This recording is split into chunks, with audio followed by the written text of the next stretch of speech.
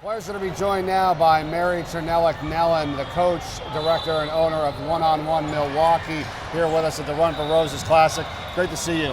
Thank you for having me. No problem. Now, you're going to have a lot to talk about here because we're going to go back to when you were a player, coaching, and now all the way up to where we are today. I know you got some great stories from this. You played in Kansas, correct, and then Wisconsin, right, yes. in 1980, and then you transferred your junior and senior year. Yes. Okay, tell me about that. So I was wanting to play at Wisconsin because my brother played there, and I had an offer, but they pulled the offer last minute. So I went back into the recruiting pool, and Kansas picked me up. Kansas was a top 4 team in the country. I was heavily recruited across the country, pretty much had my choice. So I went with it since Wisconsin fell through, and I was lucky enough to be the starting point guard as a freshman to the great Lynette Woodard, who is still the most decorated female basketball player in the world. Every girl should research Lynette Woodard. If you could get Lynette the ball, you got to play. And I was a great passer, so I saw the floor. And I stayed there 2 years, and then Lynette was gone, and the things just changed, the landscape changed, and the girl that got my scholarship at Wisconsin didn't pan out, and word got out, and one thing led to another, and I was able to transfer back. There you go. And we were still AIAW. Right. Women were AIAW at the time.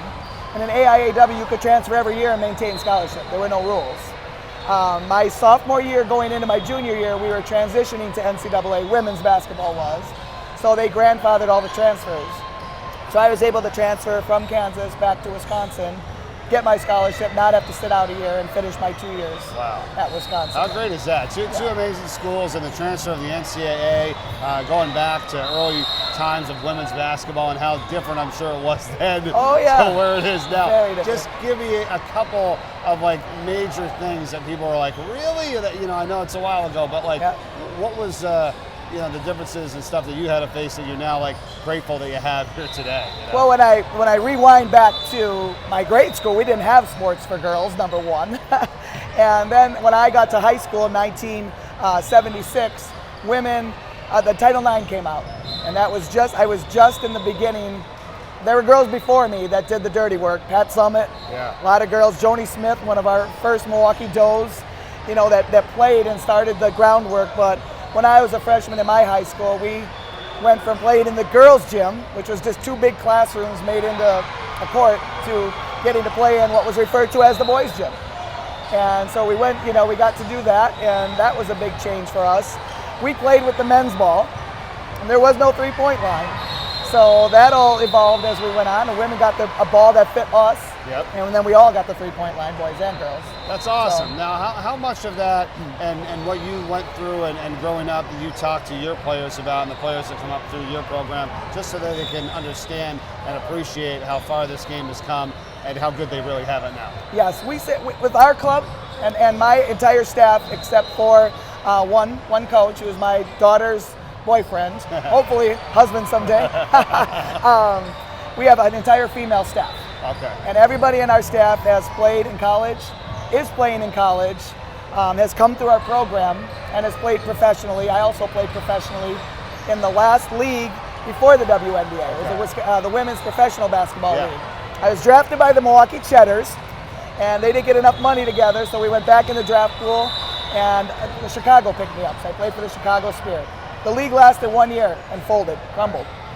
But I tell the girls, if we didn't do all this stuff, you wouldn't have what you have today. No doubt. With the WNBA. So I make my players research Title IX. They have to sit down. We talk about it. They learn about it. They read Pat Summitt's book, which is phenomenal, of what they had to go through to get where they are today. Oh, that's great. No, I think that's very good. Very important. That you do that. Absolutely. Yeah. Talking about some players and coaches, you played against Kim Mulkey, right? Which was at Louisiana Tech. Yes. Back in the day. How was that? That was my freshman year. We played against them, and we were top 4 in the country. They were, and it was amazing to play against her. She did not, you just didn't see basketball player in her, but she was so good and so ferocious, just like she coaches. She coaches just like she played. And she had those 2 braids that were long, and you just wanted to grab hold and try to stop her. She was so fantastic. That's awesome. Fun to play against. I just ran into her in the lobby of our hotel. Oh, cool. Took a selfie with her, walked good. up to her, and she was so happy and kind, and I congratulated her. I'm so proud and women that's in awesome. general. Well, look at our final here. game. They're all here. 2 women coaches, Yes. 3 women refs in a women's game on the Yeah. biggest stage in packed house. It has really grown. It has really, really grown. And then that's why we talk about how great it is here with all these teams and all these coaches and everybody under one roof for you to really understand, wow, The what's enormity going of on. it. Yeah, Yes, exactly. and what these girls can get. Yeah. You know, and to me, the gold ball, I mean, we play to win. We want to win these tournaments, but the gold ball comes with the scholarships and sometimes Division III and no scholarships. Yeah. You know, they're playing for the love of the game. But the final gold ball is that you get that diploma. And we're 100% at putting kids in college, our club is.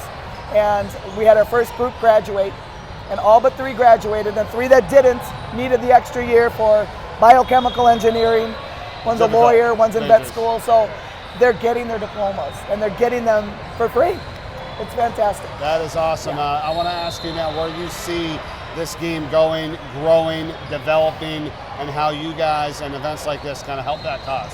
Yeah, it is growing. And you know, when I played professionally, college professional, it's here now. Yes, you see it. In Milwaukee, well, it's in Oshkosh, Wisconsin. We have the Glow, which is a semi-pro team. Mm-hmm. So now we have semi-pro women's teams, which are just awesome to watch. Our little ones are watching, and they're growing, and it just keeps growing.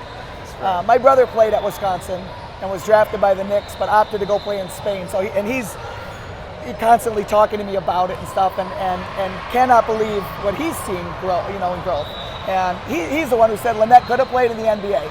She was that good in her time, but to see where it is now from where it is, it's just heartwarming to me. These girls getting to go. We have 4 of our players are playing overseas. Good. You know, there's not a ton of money, but the experience, you can't beat it. And they'll all be afforded to them because of this silly game we call basketball.